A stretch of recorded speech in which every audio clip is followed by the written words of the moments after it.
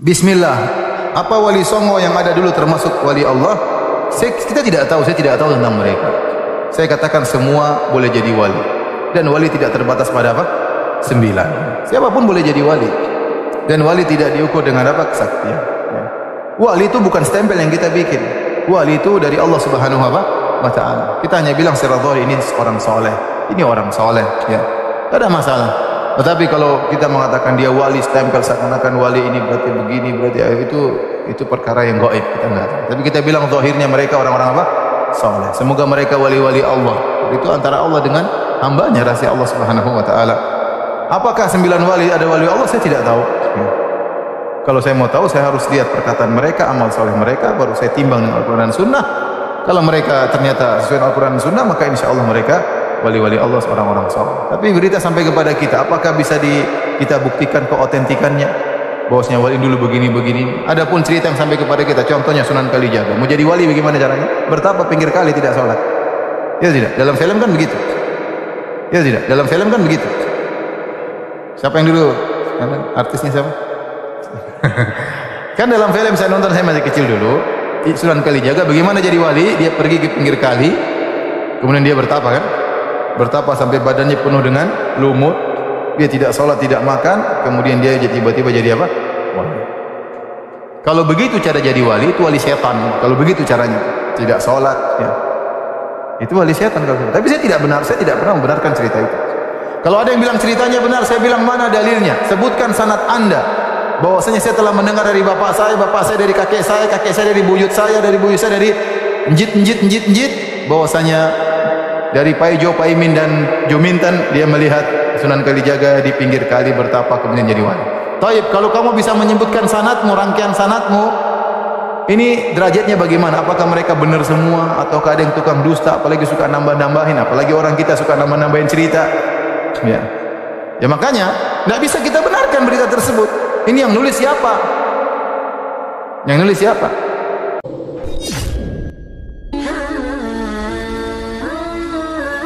Bismillahirrahmanirrahim. Coba dia kembali gak jelas tadi. Barkohnya gak jelas itu menjadi orang tuh bijak. Ini sekarang nakal, jangan-jangan nanti jadi orang baik. Yang sekarang baik, jangan-jangan suatu saat jadi tidak baik. Semua orang introspeksi. Gak ada jaminan kalau kita sekarang baik akan baik terus. Gak ada jaminan kalau kita sekarang buruk akan buruk terus. Sehingga terus banyak kiai-kiai bijak itu memang lahirnya gak tegas. Tapi gak tegas itu yang menjadikan bijak. Karena sama-sama mungkin.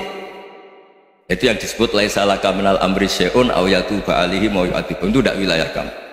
Ketika Allah mengomentari orang munafik juga wa yu'adzibal munafiqina insya'a aw yatub. Bisa saja ada yang disiksa, bisa saja ada yang dikasih tobat. Karena pola yang kita analisis itu semuanya menurut kita. Bukan menurut kemaslahatan orang apa? Saya punya sekian contoh cerita orang yang sowan kiai baik-baik, mungkin bawa gula atau salam tempel, tidak tahu lah, itu tidak mesti jadi wali. Tapi Kalijogo yang kenal Sunan Bonang itu kenalnya itu karena ingin begal. malah jadi wali. Tapi tidak usah dicoba. Umar itu nyari Nabi itu mau dibunuh, tapi malah tobat jadi orang baik. Jadi ini penting ngaji ya, supaya yang tidak tegas itu, tidak jelas itu kadang baik. Nah termasuk saya juga termasuk dia yang milih tidak jelas. Saya sering gojol gini, Fajar Hadili ini murid-murid saya sering saya gojol. Kalau semua sistem pendidikan kayak kampus, kayak UII, kayak UIN semuanya, itu sistem yang bagus karena tertib, jam kuliahnya jelas, mata kuliahnya jelas. Kalau di pesantren itu Pak Arso itu gak tertib, tapi justru itu enak, ketemu di jalan orang berani tanya. Nah ini kalau mbak-mbak misalnya menstruasi, mau belajar haid nunggu semester berapa baru tahu. Itu bisa sekian tahun nggak sholat karena nunggu pelajarannya baru diterangkan. Mau haji juga gitu, nunggu mata pelajaran haji. Kalau nggak jamnya nggak mau dosennya ngajar. Nah, kalau kiai kan nggak, ketemu di jalan tanya dijawab, jam berapa juga dijawab. Artinya Indonesia itu berkah, ada sistem kampus yang tertib. Ya semoga termasuk tertib gajinya. Tapi tertib gajinya itu juga sebenarnya rugi. Saya sering ada pegawai negeri Gus, tolong doain saja di PNS enak saja. gajinya tetap. Kata saya nggak mau kalau gaji saya tetap. Kok bisa Gus? Enak tiap bulan mesti dapat gaji. Kalau tetap nggak naik-naik kata saya. Kalau kiai gajinya nggak tetap, tapi di atas yang tetap kata saya. Artinya Indonesia itu berkah. Kalau semuanya pakai sistem pendidikan setertib ini, orang mau tanya khaid yang nunggu pelajaran khaid, bab haji yang nunggu pelajaran haji. Tapi kalau ketemu kiai itu enggak. Ya pokoknya saya pernah di pasar, Gus mau tanya apa? Anak saya keluar darah terus gini-gini. Padahal biasanya khaid hanya 7 hari gini-gini. Ya sudah, kembalikan ke biasanya, rudat ilal adat. Itu enggak usah sowan ke rumah, juga enggak registrasi dulu, enggak daftar dulu. Ya ini tidak nyindir cerita saja supaya ini bukti koalisi beneran. Jadi saya yang kiai nggak tertib jam, koalisi sama yang tertib jam. Jadi kalau semuanya sistem kampus, nanti pertanyaan tuh nggak bisa on time, nggak bisa setiap saat. Makanya Indonesia itu berkah. Kiai-kiai yang alim yang di jalan-jalan banyak, juga kiai yang di kampus dokter-dokter fikih banyak, yang nekuni ilmu umum ya banyak, macam-macam. Itu masalah itu kalau saling mengadili itu baru masalah. Misalnya kiai ngeluh nggak enak jadi kiai, tidak punya gaji tetap, yang dosen ngeluh nggak dicium tangannya. Karena memang unik Indonesia itu. Kalau guru fikih kok dosen itu tetap nggak dicium tangannya. Karena pikirannya anak-anak itu sudah bayar disuruh nyium. Itu kayak di alam sadar tuh gitu.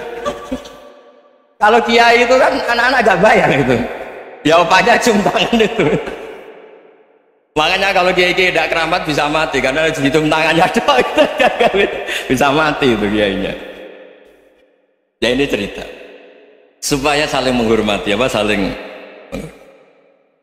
Jadi kalau makanya itu pakar-pakar akhlak ya, pakar-pakar etika peradaban itu tertampar betul ketika Nabi urusan ilmu itu mengabaikan itu. Kalau sudah urusan ilmu, misalnya begini, ada urusan ilmu, ada mbak-mbak cantik atau ibu-ibu cantik, itu dalam Islam itu diajarkan jangan sopan-sopan banget.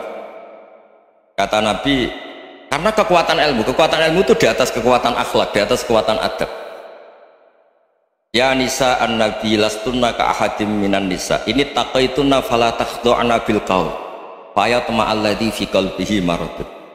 Misalnya ada mbak-mbak cantik menarik kemudian sopan misalnya sama Pak Fajarin sama dosen-dosen, monggo binara. Wah itu bahaya, pikirannya kemana-mana itu. Orang yang imannya pas-pasan, berarti mau. Maksud saya kalau cantik menarik ketemu di jalan biarin aja, dosennya mau kemana biarin aja. Gak usah dihormatin. Kalau dihormatin, Pak mau kemana sadereno bisa bahaya, tak biarin aja. Kalau tanya, Dek ini alamatnya mana, cari sendiri Pak. Karena hanya dengan cara itu si Pak dosen ini gak kepikiran. Gak ada orang suka orang kedus itu, gak ada. Tinggal sudah cantik sopan, wah bisa pikirannya macam-macam.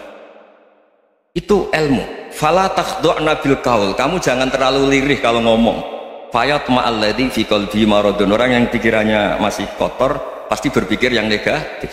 Anda mungkin demi sopan sama dosen Anda, tapi sejauh mana dosen Anda juga berpikir positif. Itu kan uji iman sama uji nyali. Nah, sama pejabat yang sopan sama kiai mungkin punya Alphard, punya Robicon, punya terus bawa uang banyak, terus sama kiai cium tangan hormat. Jangan-jangan kiainya yang pikirannya macam-macam. Ini berarti bisa jadi muhibbin potensial misalnya. Nah, saya ini termasuk kiai yang pengagum ilmu, sehingga saya sama orang yang medit, yang kikir sama saya itu saya senangnya bukan main. Kenapa? Karena kalau orang medit itu gak berhak nuntut. Tapi kalau orang lomo 1 juta minta surga, 2 juta ya minta apa? Surga. Gus salam template 200.000 aja kadang minta surga. Tapi kalau yang kikir-kikir ya sudah salaman tok sudah, gak minta apa-apa, kan dia tahu diri, nggak bayar kok minta. Maksud saya Islam itu luas, dinikmati saja Pak, dinikmati saja. Nah itu diroya, maksudnya itu diroya. Diroya itu kamu tahu aturan Islam itu kamu harus yakin khairihi wa syarrihi minallah, semua itu ujian, tapi kemudian dikaji. Makanya saya ini termasuk pengagum Imam Syafi'i. Imam Syafi'i itu dikasih tahu, ada orang yang di depan engkau cium tangan hormat tuh di luar ngomong-ngomong ngata-ngatain Anda, Imam Syafi'i tertawa-tawa sowan. Loh, ada ini dikata-katain di luar kok. Kok tidak kamu anggap munafik malah tertawa. Berarti saya wibawa, di depan saya agak berani. Dianggap enteng saja. Dibilangin, sebagian orang kampung sini nggak suka sama engkau. Baguslah, tidak akan pinjam uang sama saya. Di mana-mana orang pinjam minta tolong itu karena seneng. Kalau benci kan enggak. Intinya dianggap enteng saja. Yang terjadi di dunia itu semuanya dianggap enteng saja. Man asa ilaika faqat atlakoka. Yang berburuk sama kamu itu membebaskan kamu. Coba kalau akrab, titip. Ya misalnya akrab sama Pak Fajar, bilangkan ke Pak Rektor, sangkat atau jadi guru tetap atau apa, kan ribet. Kalau tidak cocok kan nggak minta apa. Makanya hati-hati Pak Rektor sama yang akrab-akrab itu. Itu dulu saya juga gak paham. Di antara wasiat Bapak yang sering diulang-ulang tuh itu. Suatu saat kamu jadi kiai, ngelola orang nggak seneng tuh gampang. Sudah, situ orang lain. Tapi kalau ngelola orang orang seneng tuh repot. Mintanya aneh-aneh. 100.000 aja minta surga. Hanya teman tenis saja minta naik jabatan.